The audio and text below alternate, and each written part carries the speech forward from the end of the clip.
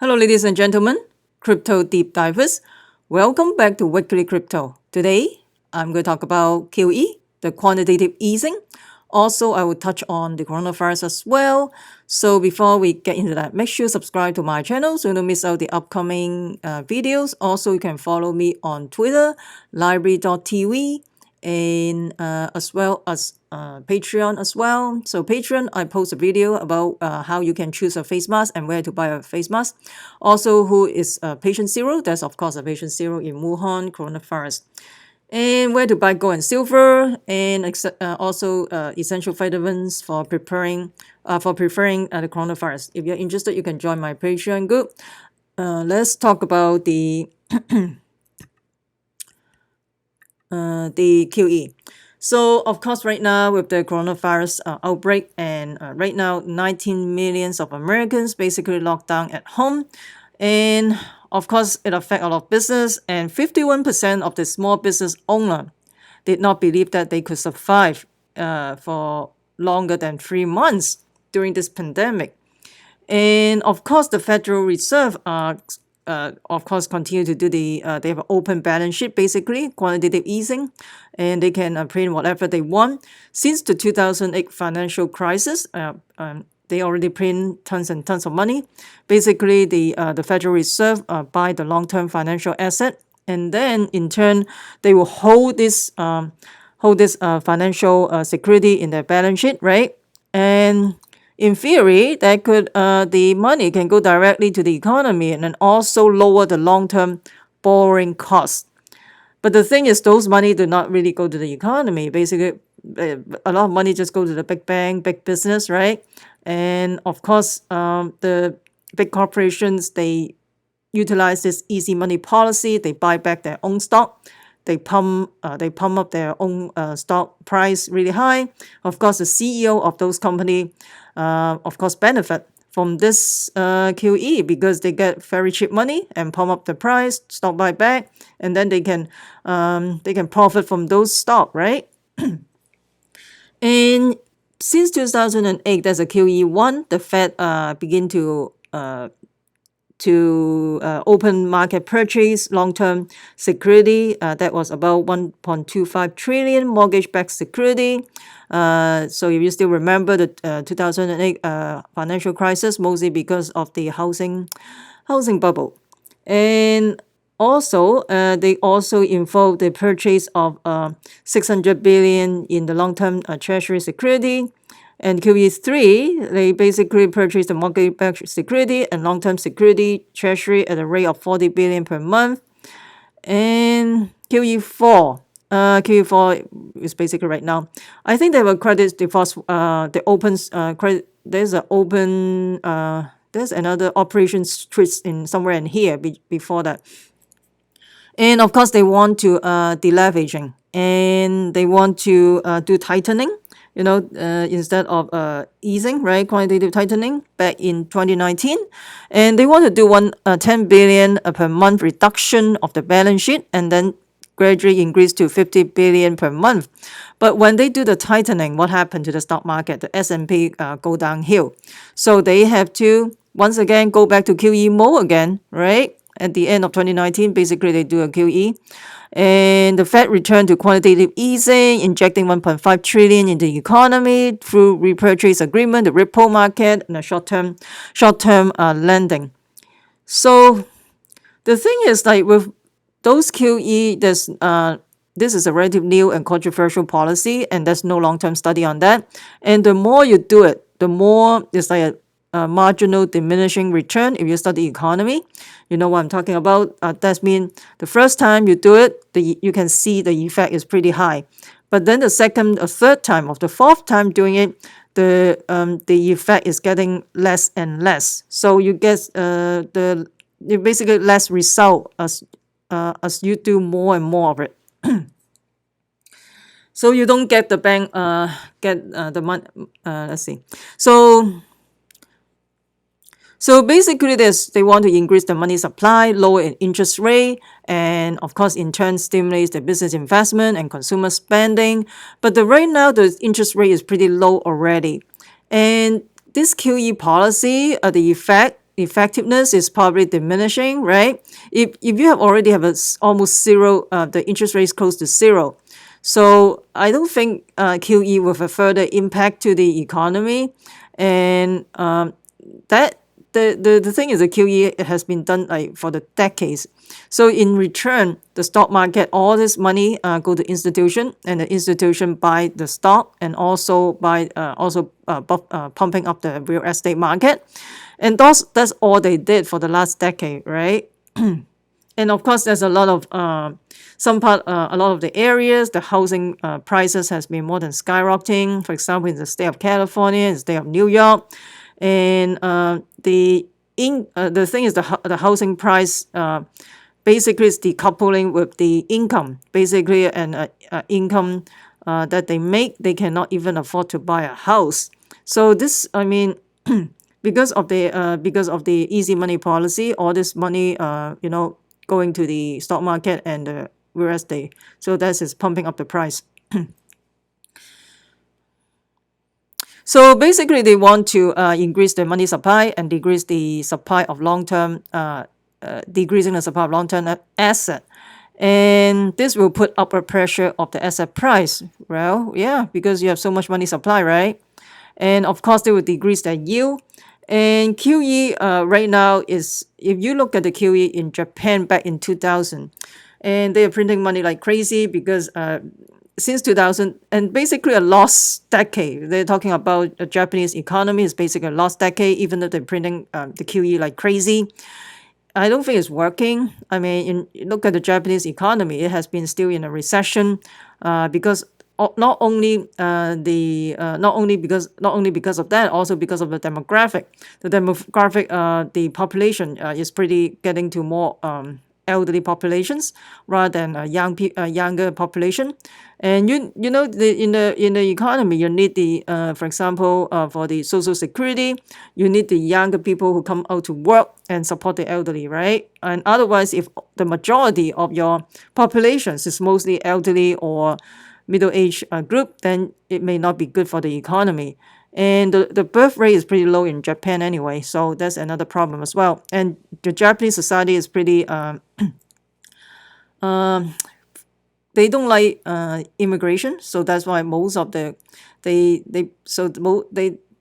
think they don't want immigration. Otherwise, they could have immigrate a whole bunch of people to the Japan, and then they have a younger population. But their culture, they don't like too much foreigners going in their country anyway. In the Japanese society, and so we don't know how it goes because this is totally unprecedented in terms of the QE. And of course, 2008, the financial crisis, a lot of problem hasn't been resolved, right? They're just kicking the can down the road, basically. And right now, basically, we are going to create another gigantic big bubble. That bubble, I know, is pretty, the crash will be, I'm just thinking it will be more enormous than 2008 financial crisis. And you can see QE1 is the 2.3 trillion in asset, QE2 2.9 trillion in asset. Operation Twist, this is to decrease the long-term rate, then use the proceed. They basically use the proceed from the short-term treasury bill and then purchase the long-term asset. This is basically Operation Twist. And then QE3 is 4.5 trillion in asset for purchase the mortgage-backed security. And they want to do the leveraging, the quantitative tightening, but then they didn't finish it, right? They starting in October, and then the stock market didn't go well, and then they back to QE once again, 6 trillion and counting. And then with the coronavirus, already 1.5 trillion is already injected in the economy, and the Fed is telling everybody that they have an open balance sheet. Basically, they can print all day long until the bubble is popping up so big that is going to burst. That's my take on it.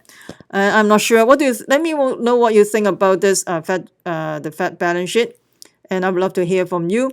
Right now, recently I talked more about the overall economy rather than the cryptocurrency, is because if the overall economy doesn't seems to be doing well, I doubt the cryptocurrency will doing well. I could be wrong, and plus Bitcoin is going to have a halving coming up. So potentially it could be pumping the price, right? But we'll see. But the thing is, if there's a sell-off in the stock market and also a sell-off in the bond market, then they probably will sell off the cryptocurrency as well as gold and silver as well, because those bond market is another time bomb right now. So if they have a sell off on the bond market and then they need to cover their margin call, they probably need to sell off the stock market, the Bitcoin, and as well, because they need to sell off some of the asset that's more liquid, because bond market is not a liquid it's not liquid at all, because you don't have a bond market exchange, right? You have a stock market exchange, you have a crypto currency exchange, you can go to a different exchange, and even cryptocurrency is even more easier. It open 24/7, so you can liquidate your position very fast, right, in terms of cryptocurrency. And of course you have gold and silver, you can also liquidate pretty fast as well. And of course, along with stock market, bond market is a big problem right now, I think. So the bond market is not liquid, it's not very liquid, so they don't have a bond market exchange, right? So, but I'm surprised. I mean, bond market is basically played by the big banks and institution. Average Joe, you cannot even play the bond market seriously. So let me know what you think about this Fed balance sheet. I would love to hear from you, and about the quantitative easing, and what do you think the end. And so there's a documentary coming out from the I think this is from the NTD television. So basically you can go to YouTube, just type the heading tracking down the origin of the Wuhan coronavirus. You can find this video. And I'm not surprised all this thing they're talking about in the video, because the Western media, I think, is too, how can I say, the Western media is, even nowadays, the mainstream media is still talking about the US death toll is surpassed China, blah, blah, blah. I think it's pretty naive, seriously. China is not going to tell you the real number of death, right? The death toll in a country and how many people got infected. They lie on day one to begin with. I talk about that at least since January. The number is not trustworthy. So why the mainstream media keeps saying that the numbers surpass China? Hello? I mean, this is very, very stupid to me. I mean, that's why I don't watch mainstream media. And in the documentary, a lot of people, especially in the Western world, are pretty shocking about this. But I'm no surprise, because CCP, they lie to people on day one. They have no moral standard. They are a totalitarian, ruthless regime. They don't care about their people, and they don't care about the rest of the world.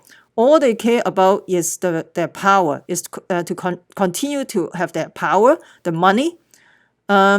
They don't care about anything. They have no moral standard. They don't care about human rights. They don't care about nothing. All they care about power and money. That's all. Anything that can threaten their power, they will take all it takes to fight it off, including biological warfare too. I mean, you never know. And in the documentary, they probably talk about SARS. If you still remember SARS back in 2003, all started in China as well. And China, of course, covering up in SARS on day one. And at the time when I think there's some health official from the Western world going to China to see to check out what's going on with the SARS, and the Western reporter going into the SARS epidemic area in China. So in order to hide the truth, they basically transport all these SARS patients out of the hospital to an ambulance. This sounds stupid. To an ambulance, and so to tell people that, hey, I don't have that many SARS patients in the hospital, to an ambulance, and the ambulance is circulating around the street until all these Western media reporter or health officials leave the scene. Then they will transport the patient back to the hospital. They can do what it takes. They don't care about human lives. They will take what it takes to cover up. So if you're interested, you can check out the documentary, and don't even believe the propaganda of the CCP. They are just a whole bunch of liars, and they don't care about anything. All they care about is money, and all they care about is that the CCP keep their own power in check. That's all. And they talk about one thing is important to understand about the war without morals. With the morals, they talk about unrestricted warfare, war that does not take into account of any concept of human rights, human dignity, or human life. It is victory by any means. There's nothing they will not do. We'll see same thing in many parts of their system, including their medical system, where alerting the human genome not alerting. The medical system, they're basically changing the human genome. It's not a big deal to them. So this is scary. They can change some human genome. And of course, I'm not surprising that the virus is coming from the Wuhan lab, the P4 lab, the Wuhan Institute of Virology lab. There's a level 4 biosafety lab. They can do a whole bunch of high risk, those deadly virus, E. coli, of course, coronavirus, H1N1, all this deadly virus. So the documentary, they have a documentary talk about the links to SARS and how one of the China's top virus experts studied the SARS in Wuhan, saying that led to a breakthrough, creating a coronavirus that infect humans. And that's pretty scary. This is scary stuff. Anyway. Let me know what you think about the CCP. Right now we are in the 20th century, and yet you still have a totalitarian, ruthless regime. That is insane. I couldn't believe it. We're already in the 20th century. Okay, let's shift gear a little bit. So right now, I think in the state of New York, they are saying that they are about to flatten the curve, and of course, the frontline people don't have enough PPE, and here they're running out of pumps, so they have to manually doing the propofol because they don't have they don't have no more pumps. Oh, seriously. And they ran out of medications for intubation. So instead of using propofol Versed, they're using propofol and fentanyl. Or they use Versed or fentanyl. Oh, they're down to one medication. You can use a Versed or fentanyl to intubate a patient. That is insane. You don't have pump for the propofol. That is crazy because propofol is a pretty short-lived medication. Of course you need a pump, right? And there's a second wave. They're talking about the second wave of the epidemics is the infections coming out in China. Right now, it's very dangerous. China already lift all the lockdown, so people from Wuhan can leave the Hubei province. And so let's see. So they can leave the Hubei province. All these people probably leaving. All these people probably travel overseas or going to Hong Kong. Because Hong Kong is a gateway out of China, right? Or going to some other parts of the world. And this will create another second wave to not only in China, also a second wave not only in China, also in the neighboring Asian countries, as well as second wave to the European country or even in North America as well. Canada, another big one because there's a huge Chinese population in Toronto and Vancouver as well. So and right now they're talking about second wave of epidemic coming out in what is the province? Who is it? Heilongjiang province? I don't know. They're preparing for more than 4,000 hospital beds. Everyone, please send this notice to residents. Asymptomatic cases are scared. Don't go out, stay at home. Seniors don't gather in the yard anymore. Ooh. Because I think in the Chinese population, they like to go to the yard, chit-chatting and all that, I guess. And this is from the Amherst Hospital, the epidemic area. This is pretty interesting. They have some instruction for patients with cough or trouble breathing. And you can do this like, let's see. So they're talking about if you have trouble breathing, you can do 30 minutes, 2 hours, or 2 hours lying on your belly, 30 minutes, 2 hours lying on your right side, or 2 hours sitting up, or 2 hours on your left side, or back to your position. That's true. Because for coronavirus, they basically have, what I heard, people are dying from as if they're drowning because the lung has so much fluid. That's the thing. So this will alleviate the breathing issues. That is pretty cool. And of course, nothing new in Florida. Of course, Florida always cover up, right? So they're talking about the fraud. Let's see. So Florida has been hiding all this, hiding the real number, the number of deaths or number of people infected in the state of Florida. And there's some interesting stuff. Let's see. So they talk about here, this is even more crazy. In China, foreigners are not allowed to eat inside in McDonald's because they are saying that, right now the epidemic is in New York, epidemic is in Italy, in Spain. People who they are saying foreigners cannot. I mean, the virus, the virus coming out from China to begin with. I mean, this is ridiculous, man. This is total discrimination. And of course, because of the lockdown, some of the company, they set fire to themselves to claim insurance, I guess. I'm not sure. And this is the PPE from China. Look at that. I mean, it's a wake-up call, seriously. I don't know. I mean, it's a wake-up call. Look at this. Look at this. All torn. I mean, they try a whole bunch of PPE.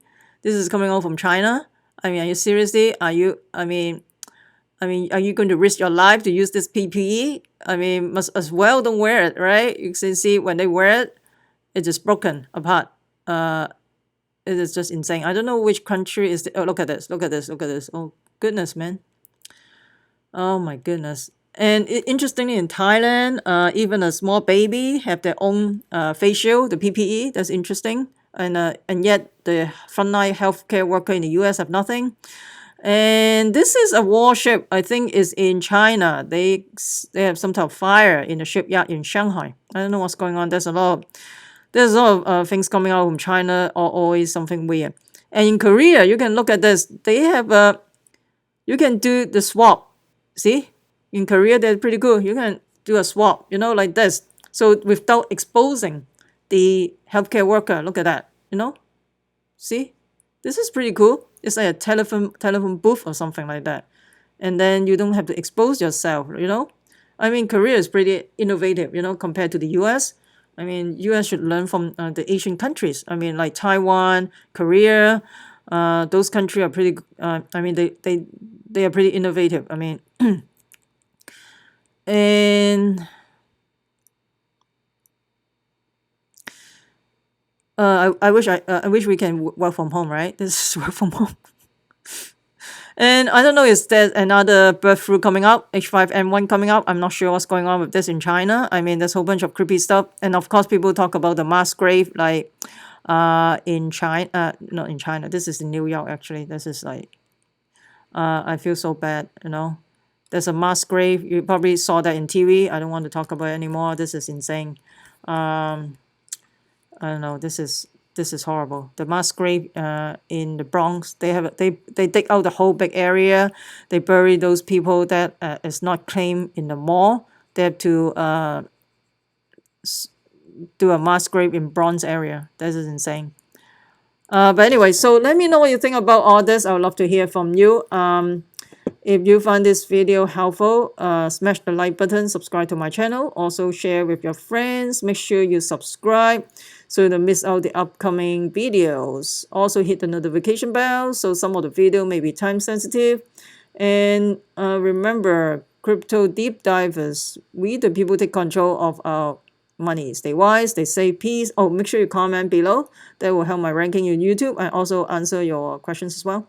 And I'm not a financial advisor. Investing in cryptocurrency, commodity, stock market can has inherent risk. Please just due diligence. I'm not a financial healthcare provider.